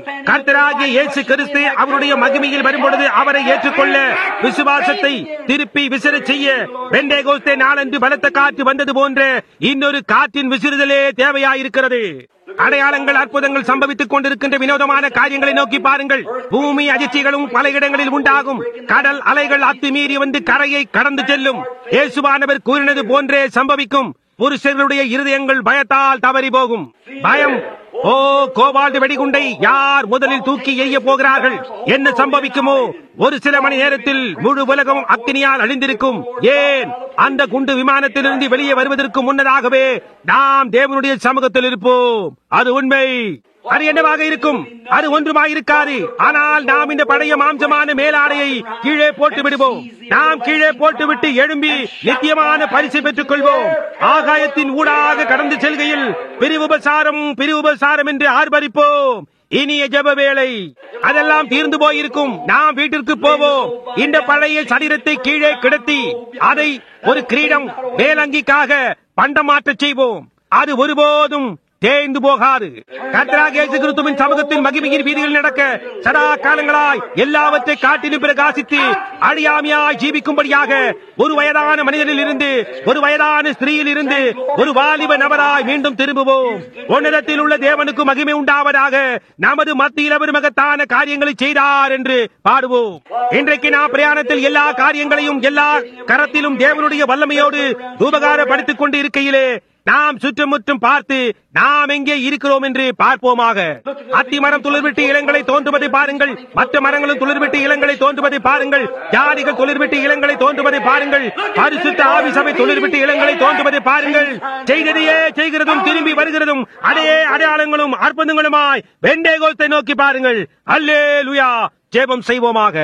பரலோக பிதாவே, இயேசு கிறிஸ்துவின் உயிர்த்த இந்த வல்லமைக்காகவும் அவருடைய மகத்தான பிரதானமானவராய் இருப்பதற்காகவும் அவருடைய பரிசுத்த ஆவியின் அபிஷேகத்திற்காகவும் இன்றிரவு நாங்கள் உமக்கு நன்றி செலுத்துகிறோம். நீர் இப்பொழுது இருக்கிறதுனாலும் ஒரு ஜீவிக்கின்ற என்றென்றைக்கும் ஜீவிக்கின்ற எங்களுடைய அறிக்கைகளின் பேரில் அறிந்து பேசுகிறதுனாலும் நாங்கள் உமக்கு நன்றி செலுத்துகிறோம். அக்கினி தீபங்களை போன்று எங்களை பிடித்த உம்முடைய சுகமளிக்கும் வல்லமைக்காக கர்த்தாவே நாங்கள் உமக்கு நன்றி செலுத்துகிறோம். எங்களை பாதாளத்தில் இருந்து கொண்டு வந்து எங்களை உயரை எழுப்பி எங்களுடைய பலத்தை புதுப்பித்து வல்லமையை எங்களுக்கு கொடுத்து நாங்கள் புறப்பட்டு போய் இங்கே இந்த இருளிலே பிரகாசிக்கும்படி செய்தீர். இதற்காக நாங்கள் உமக்கு நன்றி செலுத்துகிறோம். பிதாவே, ரட்சிக்கப்படாதிருக்கிற ஒவ்வொருவரும் நீர் ஆசீர்வதிக்க வேண்டும் என்று நாங்கள் ஜெபிக்கிறோம். ரட்சிக்கப்பட்டிருக்கிற யாவரையும் ஆசீர்வதியும். இதை அழியும் பிதாவே, எல்லா வியாதியஸ்தையும் சுகப்படுத்தும் மகிமையை பெற்றுக் கொள்ளும். இந்த சிறிய ஜெப கூடாரத்தை ஆசீர்வதியும். ஜனங்களை ஆசீர்வதியும். போதகராகிய சகோதரன் நெவிலை ஆசீர்வதியும். கண்காணிகளையும் தர்மகர்த்தாக்களையும் ஆசீர்வதியும். இதை அழியும் கர்த்தாவே, உம்முடைய சுகமளிக்கும் கரங்களை அவர்கள் மீதில் வையும். ஒரு கால் பிசாசு வந்து சிறிய பாகுபாடுகளை உண்டாக்கினால் அதை இப்பொழுதே கீலேயாத்தின் பிசின் தைலத்தினால் சொஸ்தப்படுத்தும் கர்த்தாவே. அவர்கள் மேல் உம்முடைய அபிஷேக தைலத்தை ஊற்றி எறலும். அவர்களை இருதயத்தில் தாழ்மையாயும் ஆத்துமாவில் இனிமையாயும் உள்ளவர்களாய் ஆக்கும். கர்த்தராகிய இயேசுவின் அடிச்சுவடுகளில் அவர்கள் நடப்பார்களாக. சரீர பிரகாரமான காரியங்கள் அவர்களுக்கு சம்பவித்து அவர்கள் சுகவீனமாகுகிறார்கள். இயேசுவின் ரத்தத்தை பூசும்படியாக தேவனுடைய தூதன் தாமே அவர்கள் அருகில் நிற்பார்களாக. இதை அழியும். எல்லா வியாதிகளையும் சுகப்படுத்தும். அங்குள்ள அந்த தேவையை கண்டு நான் அக்கரவயர்களில் போயிருக்கும் பொழுது எனக்கு உதவி செய்யும் கர்த்தாவே. இந்த நாளிலே எங்களுக்கு என்ன ஒரு தேவை இருக்கிறது? லட்சக்கணக்கானோர்கள் மரித்து போனார்கள். கிறிஸ்துவை அறியாமலேயே இன்றைக்கு 144,000 அஞ்ஞானிகள் இன்றைக்கு மரித்து போனார்கள். எனக்கு உதவி செய்யும் அன்புள்ள தேவனே. எங்கள் எல்லாரையும் ஒன்று சேர்த்து ஆசீர்வதியும். என்றோ ஒரு நாள் எங்களை இந்த பூமியிலிருந்து எழுப்பி கர்த்தாவே அக்கறையிலே உம்மோடு கூட உம்முடைய சிங்காசனத்திலே உயர உன்னதங்களிலே இயேசு கிறிஸ்துவிற்குள் உட்கார வையும். இதை அழியும் பிதாவே, அந்த நேரம் வரைக்குமாய் சுகமும் பலனும் எங்களுடையதாய் இருப்பதாக. ஏனென்றால் நாங்கள் இயேசுவின் நாமத்தில் கேட்கிறோம். ஆமென். Oh, I want to see Him. I want to look upon His face. There to sing forever of His saving grace. On the streets of glory, that is my boy. I cares all that home and that ever to rejoice. As I travel through this land, singing as I go, burning souls to Calvary, to the crimson flow. Many arrows makes my soul from without within.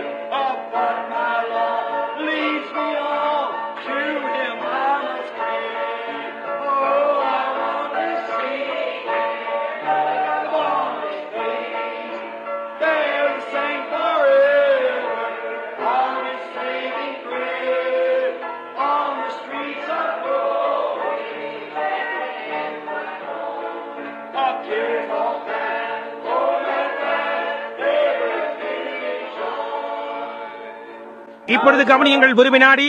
இங்கே எத்தனை மெத்தடிஸ்டுகள் இருக்கிறீர்கள்? உங்கள் கரங்களை மெத்தடிஸ்டுகளை உயர்த்துங்கள். எத்தனை பாப்டிஸ்டுகள் இங்கே இருக்கிறீர்கள்? உங்கள் கரங்களை உயர்த்துங்கள்.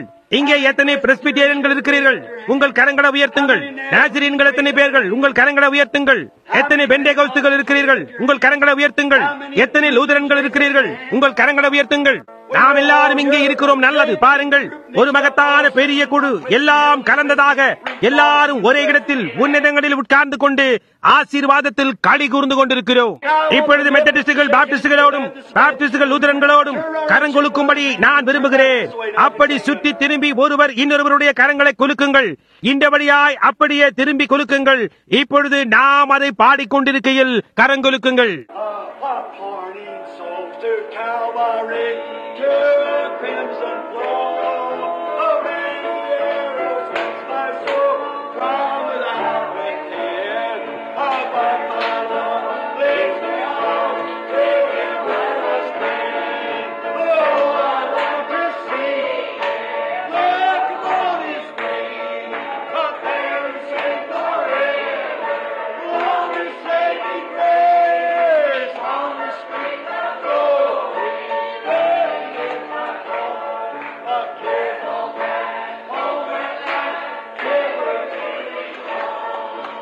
அது உங்களுக்கு நன்மையான உணர்வை உண்டாக்குகிறது அல்லவா?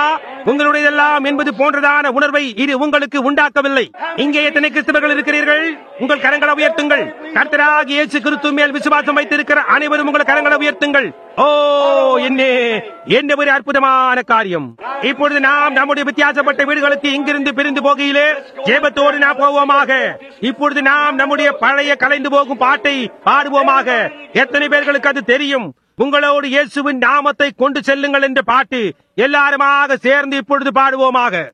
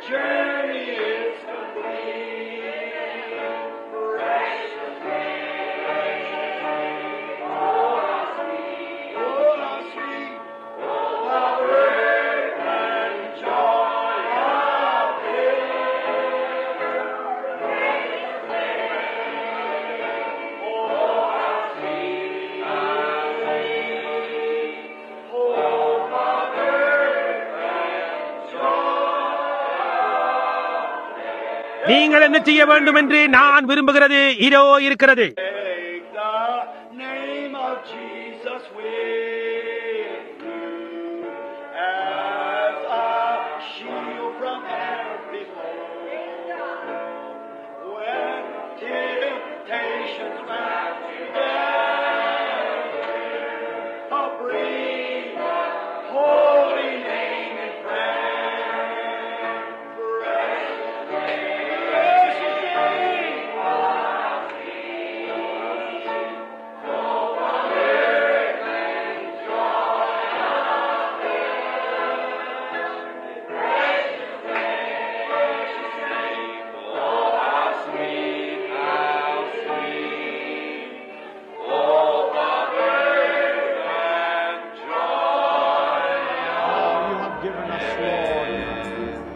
Wonderful Spirit of the Lord among us.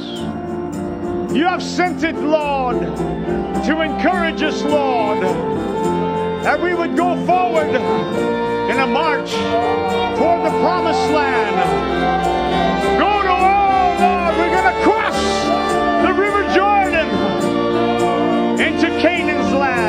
Jesus. We will bless the Lord. Oh, praise Him. Thank you, Lord. Praise Him. Thank you, Lord. Oh, you are holy. You are righteous, Lord. Thank you, Lord. Praise Him.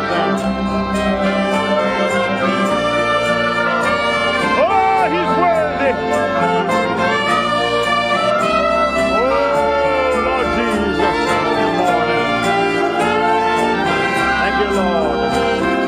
Bless the Lord, my soul.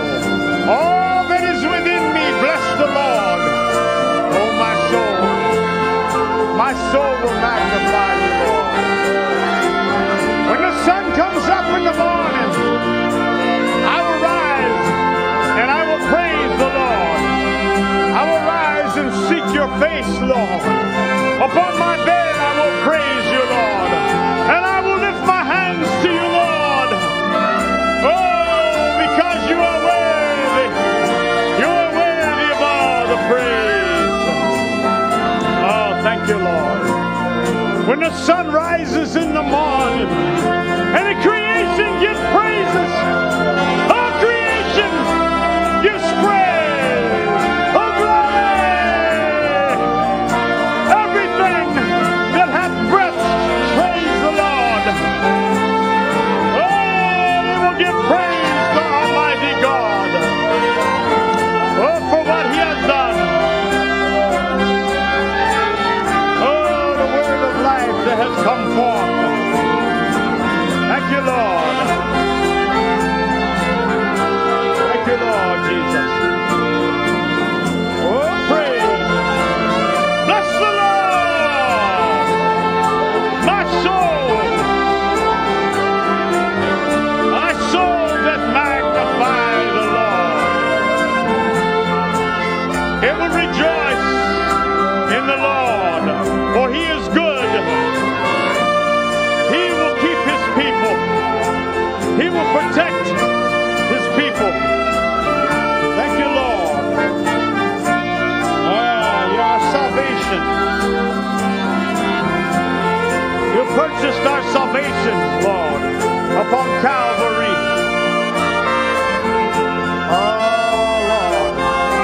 Praises from your people.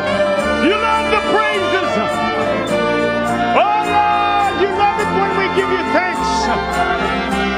Oh, yes, Lord Jesus. Oh Lord, your protection upon us. We come to thank you, Lord, for keeping us from all this sickness. Lord, we pray for Sister Cindy Thompson this morning, Lord. We bring that request before thee, Lord. In your presence, Lord, will you reach out and grant that request, Lord Jesus. We also bring before thee, Lord, the tithes and offerings this morning. You have blessed them, Lord, for the furtherance of thy kingdom. Use them for your honor and for your glory, Lord. The people before thee, Lord, this morning. You would grant their desire. Grant their desire, Lord, to save the loved ones, Lord. Grant the strength, Lord, to them, Lord. Grant healing to your people, Lord Jesus. Oh, Lord, you know every sickness, every heartache, every trial this morning. In that trial, Lord, you will bring perfection. You will bring faith, Lord. The faith will rise among your people, Lord. For you are strengthening us. You are training us, Lord. You are showing us the way that leads, Lord, to eternal life. Oh, God, you have brought us to the River Jordan, Lord. We are looking, Lord, to cross Jordan. Oh, Father, to look forward to crossing to the promised land, Lord, where all the promises of God lay before us, Lord. Even little Rahab, Lord, a harlot, for you to go out and deliver her from the clutches of the enemy, Lord. We will bless the Lord, my soul. Oh God, praise Him. Thank you. Oh, we give thanks unto Almighty God. We can come into your house in the freedom and in the liberty of the Holy Spirit. Yes, Lord. We can give thanks. Oh, my soul. Oh, my soul. Oh, my soul. Oh, yes, Lord. I thirst for thee, O Lord. My heart pants for the living God. When shall He come? Oh, He is my health. He is the strength, the health of my countenance. He is my strength this morning. He is my healer. He is my protector. He is my provider. He is watching over us. Yes, Lord. We put our trust in you, Lord. We put our faith in the Lord. By faith we will be ready, Father. By faith we're going to make it. Oh, glory. Prepare us, O Lord. Make us ready for that day when you're going to come, Lord. There's great things, wondrous things that you're ready to do, Lord.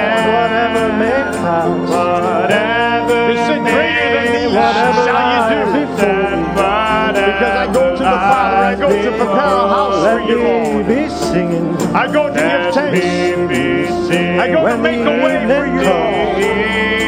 Yes. Bless the Lord. Thank you, Lord. Bless the Lord, oh my soul. We worship you, Lord. Truly, Lord. My soul. Worship His holy name. Worship His holy name. Sing like never before. Sing like never before. Oh, my soul. Oh, my soul. I'll worship your holy name.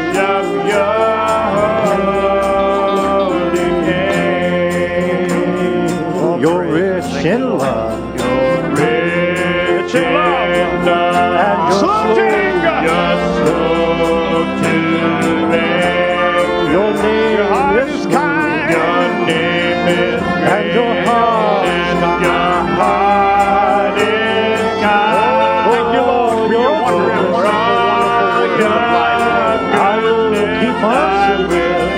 We're back upon your faith. And upon my faith this morning, Lord. Looking, Lord, the wonderful presence of the Lord.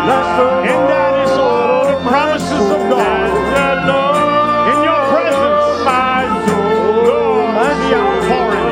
You hold worship His holy name. You hold all the promises in your hand, Almighty God.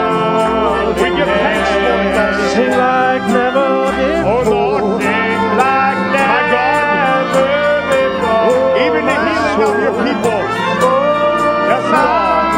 The healing of my brothers, the healing of my sister. Oh, we give thanks. That's the Lord of my soul. Oh, praise. Yes, Lord Jesus. Oh, my soul. Worship His holy name.